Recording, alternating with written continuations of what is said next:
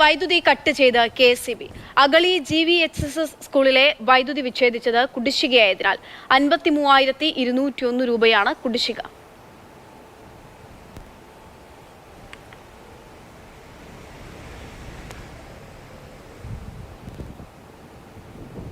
ഇതിൽ ഏതാണ്ട് 2,500ഓളം കുട്ടികൾ പഠിക്കുന്നുണ്ട്. ഇതിൽ ഏതാണ്ട് പാതി കുട്ടികളാണ് ട്രൈബ് കുട്ടികളാണ്, SC ST കുട്ടികളാണ്. ഇത്രയും കുട്ടികൾക്ക് ഇന്നലെ കറണ്ടില്ല, ഞങ്ങൾക്ക് വെള്ളം ടാങ്കിൽ നിറയ്ക്കാനോ ഒന്നിനും കഴിഞ്ഞില്ല.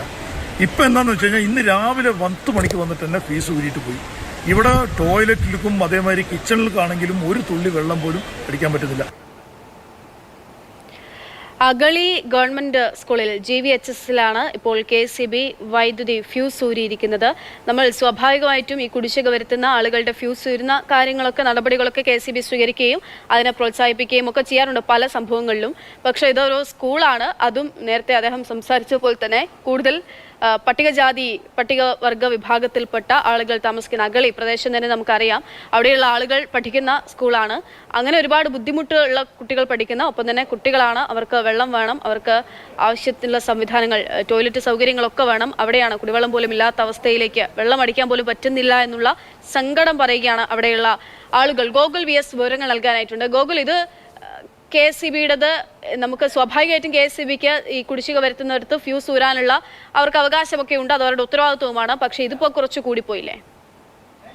തീർച്ചയായും. അതായത് ഇതിൽ പ്രധാനമായ കാര്യം വലിയ ഒരു തുക കുടിശ്ശിക ഇല്ല എന്നുള്ളതാണ്. ഏകദേശം 53,201 രൂപ കുടിശ്ശിക വന്നപ്പോഴാണ് ഇങ്ങനെ KSEB ഈ ഒരു സ്കൂളിന്റെ വൈദ്യുതി വിച്ഛേദിച്ചത്. ഇത് 6 മാസത്തെ ബില്ലാണ് കുടിശ്ശിക വന്നത്. അതിൽ 3 മാസം സ്കൂൾ അവരുടെ ഓൺ ഫണ്ടിൽ നിന്ന് പണം അടച്ചു. പിന്നീട് അടയ്ക്കേണ്ടത് ഈ 53,201 രൂപ അടയ്ക്കേണ്ടത് ജില്ലാ പഞ്ചായത്താണ്. അവർ അടയ്ക്കാത്തതിനെ തുടർന്നാണ് ഇപ്പോൾ ഫീസ് കട്ട് ചെയ്യുന്ന രീതിയിലേക്കൊക്കെ കാര്യങ്ങൾ നീങ്ങിയത്. ഏതായാലും കുട്ടികളെ സംബന്ധിച്ചിടത്തോളം ഇന്നൊരു പ്രവൃത്തി ദിവസമാണ്. ഇത് വലിയ ബുദ്ധിമുട്ടുള്ള കാര്യമാണ്. കാരണം ഈ ഒരു സമയത്ത് ഒരു ലൈറ്റോ ഒന്നുമില്ലാതെ സ്കൂളിൽ ഇരിക്കേണ്ടി വരിക. മാത്രവുമല്ല, സ്കൂളിന്റെ മറ്റു ഭാഗങ്ങളിൽ, ഈ പാചകപ്പുര അടക്കമുള്ള ഭാഗങ്ങളിലൊന്നും തന്നെ വൈദ്യുതി ഇല്ല. അതൊക്കെ തന്നെ ഒരു പ്രതിസന്ധിയാണ്.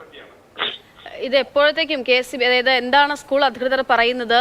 ഈ പണം, അതായത് ഇതിങ്ങനെ നീട്ടിപ്പോകാൻ പറ്റില്ല. ഒരു ദിവസം പോലും ഇങ്ങനെ സ്കൂളിൽ വൈദ്യുതി ഇല്ലാതെ മുന്നോട്ട് പോകാൻ പറ്റുന്ന ഒരു സാഹചര്യമൊന്നും ഇല്ലല്ലോ. വെള്ളം പോലും അവർക്ക് ലഭ്യമാകുന്നില്ല, കറണ്ട് ഇല്ലാത്തതിനാൽ മോട്ടോർ അടിക്കാൻ പറ്റുന്നില്ല ഒക്കെ നേരത്തെ അദ്ദേഹം പറയുന്നുണ്ടായിരുന്നു. അപ്പോൾ പണം പെട്ടെന്ന് അടയ്ക്കാനുള്ള നടപടിയിലേക്ക് എത്തുമോ, അതോ KSEB സംസാരിക്കുമോ? എന്തെങ്കിലും അങ്ങനെയുള്ള സ്കൂളിന്റെ നീക്കം എന്താണ് ഇനി?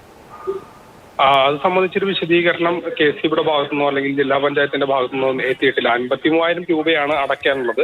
അത് ജില്ലാ പഞ്ചായത്ത് പിന്നെ അടയ്ക്കുമോ എന്നുള്ള കാര്യത്തിൽ വ്യക്തതയില്ല. പക്ഷേ സ്വാഭാവികമായും KSEB ഇത്തരത്തിൽ വൈദ്യുതി വീണ്ടും പുനഃസ്ഥാപിച്ച് ഒരു താൽക്കാലിക സംവിധാനത്തിലെങ്കിലും സ്ഥാപിച്ച് കൊടുക്കേണ്ടതാണ്. കാരണം 53,000 രൂപയുടെ ഒരു കുറവുണ്ട്. അത് അടയ്ക്കാത്ത പക്ഷം അവിടുത്തെ ഫീസ് കൂടാനുള്ള അധികാരം KSEBക്ക് ഉണ്ട്. ഒരുപക്ഷെ ബോർഡിന്റെ ഒരു നിലനിൽപ്പിന് അത്തരം കാര്യങ്ങളൊക്കെ ചില സമയങ്ങളിലെങ്കിലും വേണ്ടി വരും. പക്ഷേ എങ്കിലും ഒരു സ്കൂൾ എന്നുള്ള നിലയിൽ, സ്കൂൾ പ്രവർത്തിക്കാൻ വൈദ്യുതി ആവശ്യമാണെന്നുള്ള നിലയിൽ ഒരു താൽക്കാലികമായിട്ടുള്ള ഒരു സംവിധാനമെങ്കിലും, ഒരു ഇളവെങ്കിലും നൽകേണ്ടതാണ് യഥാർത്ഥത്തിൽ. അത് സംബന്ധിച്ചൊരു തീരുമാനം ഇതുവരെയും എത്തിയിട്ടില്ല.